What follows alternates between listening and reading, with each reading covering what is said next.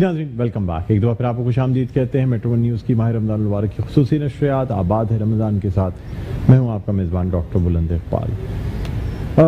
ناظرین، بہت سے لوگ ہوتے ہیں جو بیماری سے ڈرتے ہیں، کچھ لوگ ہوتے ہیں جو موت سے ڈرتے ہیں، یعنی یا تو انہیں یہ شوق ہوتا ہے کہ بہت ان کی عمر بڑی طویل ہو اور وہ بہت کچھ زندگی میں کریں، یا ایسے بھی لوگ ہوتے ہیں جو بہت سی خواہشات دل میں رکھتے ہیں اور چاہتے ہیں کہ یہ تمام خواہشات کی تکمیل ان کی ہو سکے۔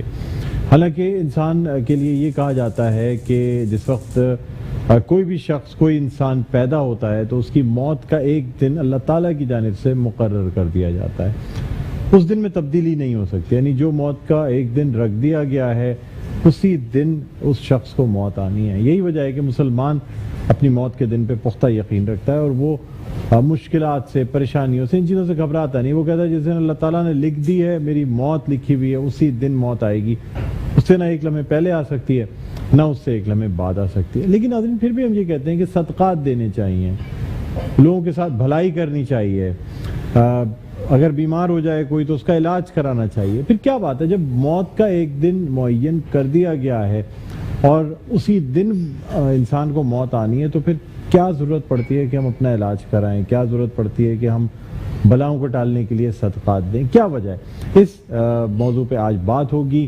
ہمارا سیگمنٹ ہے بیان رمضان اور ہمارے ساتھ روزانہ کی طرح موجود ہیں شجاع الدین شیخ صاحب۔ السلام علیکم شجاع بھائی، خوش آمدید کہتے ہیں سر پروگرام میں۔ وعلیکم السلام ورحمۃ اللہ وبرکاتہ۔ ڈاکٹر صاحب جزاک اللہ خیر، خیریت سے ہیں ماشاء اللہ؟ جی سر، اللہ کا کرم، اللہ کا بڑا احسان، اللہ کا کرم۔ جزاک اللہ خیر۔ سر آج کا ٹاپک تھوڑا سا منفرد ہے، بالکل، میں سمجھتا ہوں کہ لوگوں کو سمجھنے کے لیے بہت سی بات منفرد بھی ہے، سمجھنے کے لیے بھی ضروری ہے، اور کئی مرتبہ اس ٹاپک سے لوگ بھاگتے ہیں، ڈرتے ہیں سر، ڈرتے ہیں، تو انشاءاللہ بات کرتے ہیں۔ السلام علیکم ورحمۃ اللہ وبرکاتہ۔ اعوذ باللہ من الشیطان الرجیم، بسم اللہ الرحمن الرحیم۔ کل من علیہا فان وَيَبْقَى وَجْهُ رَبِّكَ ذُو الْجَلَالِ وَالْإِكْرَامِ صدق اللہ العظیم۔ اللہم صلی علی محمد وعلی آل محمد وبارک وسلم۔ رب اشرح لی صدری ویسر لی امری واحلل عقدۃ من لسانی یفقہوا قولی واجعل لی وزیرا من اہلی، آمین یا رب العالمین۔ محترم ناظرین، اس دنیا میں بہت سے ایسے لوگ ہیں کہ جو خدائے وحدہ لا شریک کا انکار کرتے ہیں، جن کو آج کل ایتھیسٹ بھی کہا جاتا ہے۔ کچھ لوگ شوق میں اور کچھ لوگ فیشن میں بھی اس طرح کی باتیں کرتے ہیں، اور کچھ لوگ بہرحال سر پھرے ہوتے ہیں، وہ خالق کائنات کا انکار کرتے ہیں۔ عرض کرنے کا مطلب ہے کہ اللہ کے ماننے والے بھی زمین پر ہیں اور اللہ کے انکار کرنے والے بھی زمین پر ہیں، لیکن آپ کو دنیا میں ایک شخص نہیں ملے گا جو موت کا انکار کرتا ہو۔ موت کے بارے میں کوئی کہہ نہیں سکتا کہ موت میں نے کبھی دیکھی نہیں ہے۔ خالق کائنات کے بارے میں کچھ لوگ کہتے ہیں دیکھا ہی نہیں تو ہم نہیں مانتے، معاذ اللہ، لیکن موت ایک ایسی اٹل حقیقت ہے جس کو مسلمان بھی مانتا ہے اور کافر بھی مانتا ہے۔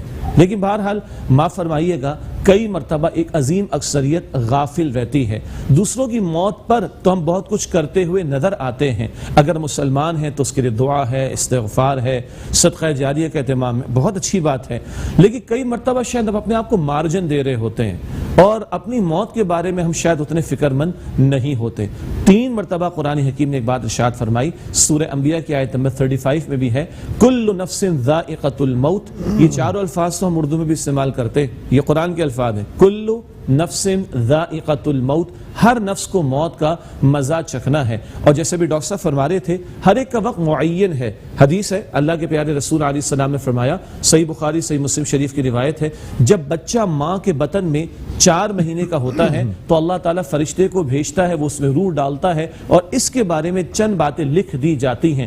ایک یہ کہ اس کی موت کب آئے گی، تو موت کا فقط دن ہی نہیں بلکہ مقام بھی اور وقت بھی اور گھڑی بھی طے ہے اللہ کے ہاں۔ قرآن فرماتا ہے سورۃ المنافقون کے آخر میں، وَلَن يُؤَخِّرَ اللَّهُ نَفْسًا إِذَا جَاءَ أَجَلُهَا، جب کسی کی اجل آ جائے، وقت معین آ جائے تو اللہ اس کو مؤخر نہیں فرماتا۔ کبھی کبھی ہم کہہ دیتے ہیں بڑا جلدی چلا گیا، کبھی کبھی ہم کہتے ہیں اچانک چلا گیا۔ یہ کوئی جلدی اور اچانک کا معاملہ نہیں ہے، اللہ نے جس کے لیے جتنی سانسیں متعین فرمائی وہ آخری سانس لے کر ہی جائے گا، نہ ایک سانس زیادہ نہ ایک سانس کم۔ یہ اب اللہ کی حکمت ہے، یہ اب اللہ سبحانہ وتعالیٰ کی مشیت ہے، کس کو 4 دن کی زندگی دے، کسی کو 40 برس کی زندگی دے، اور کسی کو چاہے تو 100 برس کی زندگی عطا فرمائے۔ وہ خالق ہے، وہ مالک ہے اور وہ حاکم ہے، وہ جو چاہے فیصلہ فرمائے۔ البتہ میرا اور آپ کا مسئلہ کیا ہے؟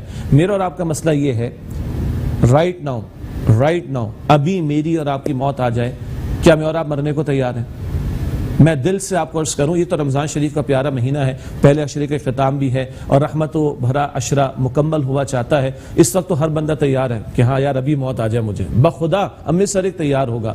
بٹ دل سے پوچھے انڈر نارمل سرکمسٹانسز کیا میرے معاملات ٹھیک ہیں؟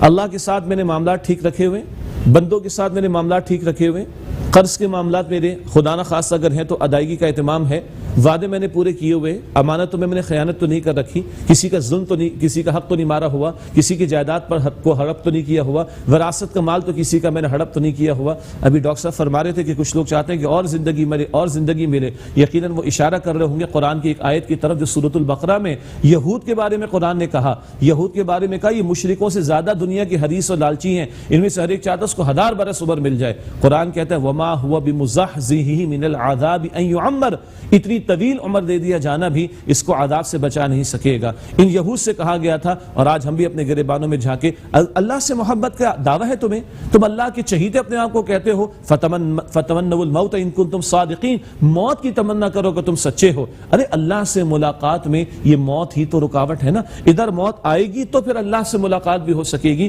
تو بندہ مومن تو موت کے لیے تیار رہتا ہے، موت مانگتا نہیں ہے، موت کے لیے تیار رہتا ہے. اور جو آخرت کا طلبگار نہیں ہوگا، جو دنیا پرست ہوگا، جو گناہوں میں مبتلا ہوگا، جو ظلم و زیادتی کی روش میں مبتلا ہوگا، وہ موت سے فرار اختیار کر رہا ہوگا. میرے بھائیو بزرگوں بہت اچھی طرح سمجھ لینا چاہیے. آج ایک عظیم اکثریت اللہ ہمارے حال پر ہے فرمائے، لگتا ہے کہ شاید ہمیں مرنا نہیں، بعد اوقات ظلم و ستم کی انتہا ہو رہی ہوتی ہے. گھر کے معاملات کے اندر دیکھ لیں، جو ناچاقیوں کا معاملہ، دشمنیوں کا معاملہ، حسد کا معاملہ، بغض کا معاملہ، مال حرام کا کمایا جا رہا ہے، اور جس طریقے سے لوٹ مار کا معاملہ ہمیں کبھی کبھی دکھائی دیتا ہے. حکمرانوں کی سطح پر آ جائیں تو ان کو اپنی لڑائیوں سے فرصت نہیں ہے، قوم بیچاری مصیبتوں کے اندر مبتلا ہو، لوگ بیچارے جو ہے وہ ترس رہے ہوں کہ ان کا علاج ہو جائے، لوگ بیچارے ترس رہے ہوں کہ ان کی پیٹ میں روٹی چلی جائے، اور ایک طرف کچھ لوگوں کا معاملہ ہوتا ہے کہ وہ کھاڑ پچھاڑ ان کی سیاست کے میدان کی چل رہی ہوتی. یہ ہم ناہنجاری کی روش، نالائقی کی روش یہ کب دیکھتے ہیں؟ جب یقین مانیے کہ اللہ کا ایک بندہ وہ آخرت کو فراموش کر رہا ہوتا ہے، وہ اپنی موت کو فراموش کر رہا ہوتا ہے. تو سب سے بڑا مسئلہ، سب سے بڑی حقیقت کیا ہے؟ یہ موت کی حقیقت ہے جو مجھے اور آپ کو آ کر رہے گی. ڈاکٹر صاحب نے صدقات کی طرف اشارہ کیا، بہت اچھی بات ہے. اس سے ایک بات یاد آتی ہے، اللہ کے پیارے نبی صلی اللہ علیہ وسلم نے فرمایا صدقہ دیا کرو، یہ صدقہ بری موت سے بندے کو بچاتا ہے. کیسی کیسی موت کبھی آ جاتی گناہوں کی حالت میں، اللہ ہم سب کو بری موت سے بچائے. یہ صدقہ دیا کرو کہ صدقہ بری موت سے بچاتا ہے. ہاں اللہ کے ہاں وقت ہے، مجھے تو نہیں پتا. تو اگر میں بیمار بھی ہو جاؤں تو پیارے رسول علیہ السلام نے سنت پہ بتا دیا کہ علاج بھی کر لو. اگر مجھے بھوک لگے گی تو میں روٹی کھاؤں گا نا، اگر میں بیمار ہوں گا تو میں علاج بھی کراؤں گا، کیونکہ یہ بھی دین نے تعلیم عطا فرمائی. اور اس سے بالا تر تعلیم کیا ہے؟ کھاؤ بھی پیو بھی، اللہ کی نعمتوں کو استعمال بھی کرو، مگر اللہ کا شکر ادا کرو. اور یاد رکھو تم نے مرنا ہے. کسی اور موقع پر یہ بھی بات کریں گے. قبر کے سوالات یاد ہیں؟ آج کتنے سوالات پر ڈسکشن ہوتی. آج اسٹیٹس اپڈیٹس آپ دیکھ لیں فیس بک کے اوپر، آج آپ میڈیا پر ڈسکشن دیکھ لیں، news break news break news break. ارے یہ ساری نیوز وہ ہیں جو 5 منٹ پہلے کی 2 منٹ پہلے کی ہوتی ہے، جو بریک ہوتی. اللہ اور اس کے رسول نے کل کی نیوز کو بریک کر کے رکھا ہوا ہے. آپ کی میری سب سے بڑی نیوز یہ ہے کہ مجھے اور آپ کو مرنا ہے، رائٹ ناؤ بھی آ سکتی ہے. آئیے اللہ سے مانگیں، اللہ اسلام پر زندہ رکھ. یہ جنازے میں دعائیں کرتے ہیں ہم، اللہ جس کسی کو زندہ رکھ، اسلام پر زندہ رکھ، جس کسی کو وفات دے ایمان پر وفات دے. آج یہ پیارا مبارک مہینہ ہے، دل نرم ہے ہمارے، موت کو یاد کر لیں، اپنے معاملات کو درست کر لیں تاکہ کل کی ذلت اور رسوائی سے بچ سکیں. تو قبر کے سوالات کسی اور موقع پر، حشر کے سوالات کسی اور موقع پر. یہ سارا ایک پورا پروسیس ہے جس سے مجھے اور آپ کو گزرنا ہے. آخری بات عرض کرتا ہوں، لوگ کہتے ہیں اینڈ آف ٹائم، قیامت کی علامات اور اس سب کے بارے میں بڑا ڈسکشن ہو رہا ہونا چاہیے، مگر اس میں فکشن میں اور پتہ نہیں کہاں ہم آگے چلے گئے. ارے میری موت ابھی آگے تو میری قیامت واقع ہو جائے گی. میں تھوڑے کو آسمان کو پھٹتا ہوا، زمین کو شق ہوتا ہوا دیکھوں گا، اور میری موت اینڈ آف ٹائم نہیں ہے. سیدنا علی رضی اللہ تعالی عنہ نے فرمایا، لوگو آج تم سو رہے ہو، آج تم سو رہے ہو، یہ دھوکہ ہے سارے کا سارا. جب موت آئے گی تب تم جاگو گے. تو یہ اینڈ آف ٹائم نہیں ہوگا، یہ بگننگ آف ٹائم ہوگا. اس کی تیاری کا موقع آج آنکھوں کے بند ہونے سے پہلے ہے. اللہ ہمیں یقین بھی دے، اسلام پر زندہ رکھے، موت پر، ایمان پر اللہ خاتمہ عطا فرمائے، اور آج اس کی تیاری کی ہم سب کو توفیق عطا فرمائے. جزاکم اللہ خیرا کثیرا. سبحان اللہ، جزاک اللہ. بہت خوبصورت انداز میں آپ نے بیان فرمایا. شجاع بھائی، موت کا ایک دن جو ہے نا مقرر ہے، اسی دن موت آنی ہے. پھر بھی خودکشی کو حرام کہا گیا. اگر اسی دن آنی ہے اور انسان خودکشی نہ بھی کرتا تو کیا تب بھی طبعی موت اسی دن ہو جانی تھی؟ بہت قیمتی سوال ہے. ہمارا عقیدہ اور ایمان تو یہی ہے کہ موت اپنے وقت پر اپنے مقام پر آئے گی. اور یہ جو خودکشی، یہ تو اللہ نے حرام قرار دیا نا اس کو. قرآن جگہ سورہ نساء میں کہتا ہے لا تقتلوا انفسکم، اپنے آپ کو ہلاک نہ کرو. اچھا، اللہ تعالیٰ کی شان یہ بیان کی گئی یحیی و یمیت، اللہ ہی زندگی دیتا ہے، اللہ ہی موت دیتا ہے. تو خودکشی کرنے والا گویا کہ اللہ تعالیٰ کے دائرے اختیار میں داخل ہونے کی کوشش کر رہا ہے اور اپنے اس سر ایک جرم لے رہا ہے. وہ موت تو اس کی آنی ہی تھی لیکن اپنے اوپر اس نے ایک جرم لے لیا. خودکشی کرنے سے کیا موت جلدی واقع ہو گئی یا اسی وقت اسی پہر اسی دن یہ موت؟ سبحان اللہ. دیکھیے جب قرآن یہ فرما رہا ہے قوموں کے بارے میں بھی نہ ایک لمحہ آگے ہوگا نہ ایک لمحہ پیچھے ہوگا، اسی طریقے پر فرد کے بارے میں بھی نہ ایک لمحہ آگے ہوگا نہ ایک لمحہ پیچھے ہوگا. اب یہ ٹیسٹ ہے انسان کا کہ وہ رب کی رضا کے مطابق معاملے کو لے کے چلتا ہے یا اس میں معاذ اللہ دخل اندازی کی کوشش کرتا ہے. آپ رزق کے معاملے کو لیجئے نا، اللہ تعالیٰ نے طے کیا ہوا ہے. جس حدیث کا میں نے ذکر کیا، ماں کے بطن میں بچہ 4 مہینے کا ہوا، کچھ باتیں طے کر دی جاتی ہیں، یہ بھی کہ اس کی موت کب آئے گی، یہ بھی کہ اس کا رزق کتنا ہوگا. اب میرا ٹیسٹ ہے آیا میں اس کو حلال سے لینا چاہتا ہوں یا حرام سے لینا چاہتا ہوں. ملنا مجھے اتنا ہے جتنا میرے نصیب میں میرے رب نے رکھ دیا ہے. اب میں کیوں خواہ مخواہ حرام میں منہ ڈال کر اپنے آپ کو ایک جرم کے اندر مبتلا کر کے اپنے لیے آخرت کو خراب کرنے کی کوشش کروں. تو بات ہے کہ وہ تو اپنے وقت متعین پر آنا ہے. اب یہ بندے پر ہے کہ وہ اللہ کی رضا والے معاملے کو اختیار کرتا ہے یا معاذ اللہ نافرمانی کی روش اختیار کر کے اپنے سر پہ ایک بہت بڑا جرم لے رہا ہے. شجاع بھائی جیسے کہتے یہ ہیں کہ اگر دل کی دھڑکن رک جائے تو اس کا مطلب یہ ہے کہ انسان کو موت آ جاتی ہے. ٹھیک ہے، باقی آرگنز آہستہ بند ہونے شروع ہو جاتے ہیں. ہاسپٹلس میں بھی اگر کسی کی دل کی دھڑکن رک جاتی ہے تو اسے پمپ کرتے ہیں، اسے کیا کہتے ہیں وینٹیلیٹر پہ ڈالتے ہیں، اسے شاک دیتے ہیں. آپ سے جاننا یہ چاہوں گا کہ کیا یہ تمام چیزیں کرنا جائز ہیں یا نہیں، یا یہ سمجھ کے کہ اللہ تعالیٰ کی طرف سے یہ وقت مقررہ پہ یہ کام ہو گیا ہے، دل رک گیا ہے، اب اس کو زبردستی کرنٹ کا شاک دینا، اس کے چیسٹ کمپریس کرنا، اس کے گلے کے اندر وہ ڈالنا، انجیکشنز لگانا، بات درست ہے یا نہیں ہے شرعی طور پر؟ ہاں، اس میں کیونکہ شرعی پہلو بھی ہے اور اس میں ایک میڈیکل پہلو بھی ہوگا. آپ نے خود فرمایا کہ جب وہ دل کی دھڑکن کا معاملہ تو شوق دیا جاتا ہے اور آپ اور ہم جانتے ہیں کہ کئی مرتبہ لوگ ماشاءاللہ واپس بھی آ جاتے ہیں. اسی طریقے پہ بعض لوگوں کو جب انتہائی ضرورت آتی ہے تو وینٹیلیٹر پہ ڈالا جاتا ہے اور کچھ لوگ واپس بھی اللہ کی. اچھا، ہم یہ نہیں کہہ رہے کہ وہ واپس آ گیا، ہم یہ کہہ رہے ہیں اس کی زندگی باقی ہے. اسی لیے علماء کرام بھی فرماتے ہیں کہ یہ میڈیکلی بھی دیکھنا پڑے گا اور وہ میڈیکل کی فیلڈ کے ماہرین بتائیں گے کہ یہ بندے کا سسٹم تو رک گیا ہے لیکن اس سسٹم کا ریوائیو ہونا میڈیکلی پاسبل آسان ہے یا نہیں ہے؟ آسان ہے، ممکنات میں سے. تو پھر وہ شاک بھی دیتے ہیں، وینٹیلیٹر پہ بھی ڈالتے ہیں. یہ سارے اسباب اختیار کرنے میں کوئی حرج کی بات نہیں ہے.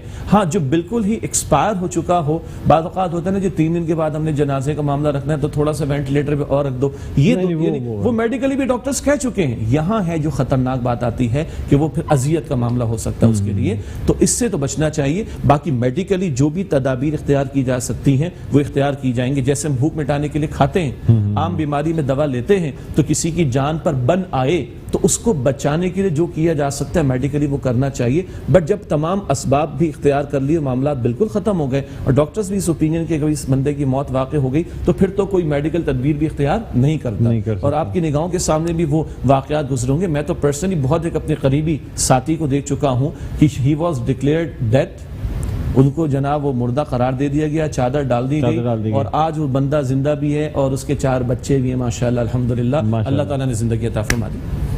تو یعنی سر کنڈیشنز دیکھ لینی چاہیے کہ اگر زیادہ ایج ہے اور ایسی چیزیں کہ جس میں واپس آنے کے چانسز نہ لگ رہے ہوں تو پھر بہتر یہ کہ اوائڈ کر لیا جائے. دیکھیے ایک ہے ایج کا فیکٹر، وہ تو یقیناً ایک چیز ہے، لیکن ایک ہے نا ڈاکٹر سمجھتے ہیں کہ ہم یہ پاسبلٹیز ہیں جس کو ہم کہتے ہیں یہ تمام پاسبلٹیز اختیار کیا جانا وہ کرنی چاہیے اور اس کے بعد بھی محسوس ہو کہ اب یہ پاسبلٹیز بالکل نہیں ہے اور مطلب اس کا کوئی ریوائول کا معاملہ نہیں ہے اور جس کو کہتے ہیں کہ میڈیکلی انورٹڈ کاما میڈیکلی بندہ ایکسپائر ہو چکا ہے، دیٹ از دا مومنٹ کہ جہاں پہ یہ کہا جائے گا کہ بھائی اب اس بندے کے بارے میں کچھ کرنا فضول ہے. سر وبا کے بارے میں، کرونا کے بارے میں یہ کہا جا رہا ہے کہ جو لوگ اس میں یعنی یعنی ہلاک ہوں گے وہ شہید کہلائیں گے. کیا یہ بات درست ہے؟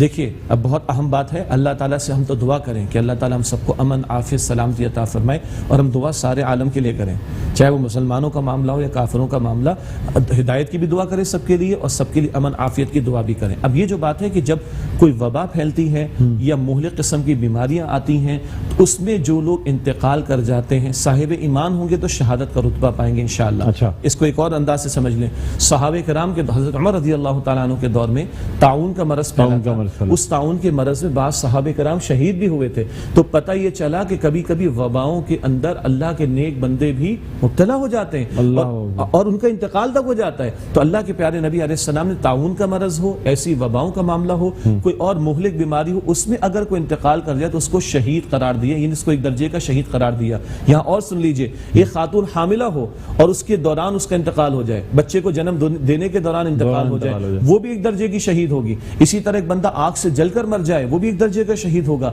پتہ چلا کہ ذرا سختی کا معاملہ کسی کے ساتھ ہو جائے اللہ کی مشیت تو اللہ تعالیٰ اس کے اجر و ثواب کو بڑھا دیں گے. تو اگر ہاں ایسی وبا میں کوئی شخص اگر انتقال کر جائے تو انشاءاللہ تعالیٰ جو صاحب ایمان ہے انشاءاللہ تعالیٰ وہ شہادت کا ایک درجہ پائے گا. اچھا سر, یہ بھی بتا دیجیے گا کہ شہید کے لیے کہا جاتا ہے کہ اس کو غسل دینے کی اور کفن کی ضرورت نہیں ہوتی اگر کوئی شہید ہو تو. ہاں ماشاءاللہ, بڑا ٹیکنیکل سوال ہے. دیکھیے ایک وہ شہید ہے جس کو میدان جنگ میں شہید, ماشاءاللہ, جس کو ہم کہیں گے وہ بتمام و کمال شہید ہے, جس نے راہ خدا میں جان کا نذرانہ پیش کر دی. اصل کامل شہید تو وہی ہے. یہ احکام تو اس کے لیے جو آپ نے فرمایا. باقی یہ جو اسی لیے میں نے کہا کہ وہ ایک درجے کا شہید ہے. حاملہ خاتون کا انتقال ہو گیا, اسی طریقے پر آگ سے کوئی جل کر انتقال کر گیا کسی مہلک بیماری میں, یہ ایک درجے کا شہید ہے, یہ وہ کامل درجے والا ریل شہید نہیں. تو اس پر وہ احکامات لاگو نہیں ہوں گے جو کہ اس کامل درجے والی شہادت والے پر لاگو ہوں گے. اس کے ساتھ جو عموم کے معاملات ہیں غسل کے کفن کے وہ کیے جائیں گے. اچھا بس سر ایک لاسٹ کوشچن کرنا چاہوں گا, کس طرح انسان کی یہ کوشش رہے کہ پاکی کی حالت میں, طہارت کی حالت میں انسان کو کلمہ نصیب ہو جائے. ماشاءاللہ. ڈاکٹر صاحب اللہ ہم سب کو ایسا ہی معاملہ نصیب فرمائے. اللہ کے پیارے نبی علیہ السلام نے ایک تو تلقین ہم لوگوں کو یہ فرمائی, ہم لوگ ہمیشہ باوضو رہنے کی کوشش کریں, ٹھیک ہے, اور اسی طریقے پر اگر کبھی وضو ٹوٹ گیا تو اپنی پہلی فرصت میں باوضو ہونے کی کوشش کریں, نمبر 1. نمبر 2, جتنا ہم اللہ کا ذکر کثرت سے کرتے رہیں گے, جس میں تلاوت بھی شامل ہے, اذکار بھی شامل ہیں, دعائیں بھی شامل ہیں, جتنا ہماری زبان پر اللہ کا ذکر جاری رہے گا نا, اللہ کی ذات سے امید ہے کہ مرتے وقت کلمہ ہمیں نصیب ہوگا انشاءاللہ تعالی. سبحان اللہ. بہت شکریہ شجاع بھائی, آپ تشریف لائے بیان رمضان کا یہ سیگمنٹ. ناظرین چھوٹا سا وقفہ لینا چاہیں گے, وقفے کے بعد دوبارہ آپ کی خدمت میں حاضر ہوتے ہیں. کہیں نہ جائیے گا, دیکھتے رہیے میٹرو نیوز کی خصوصی نشریات. آباد ہے رمضان.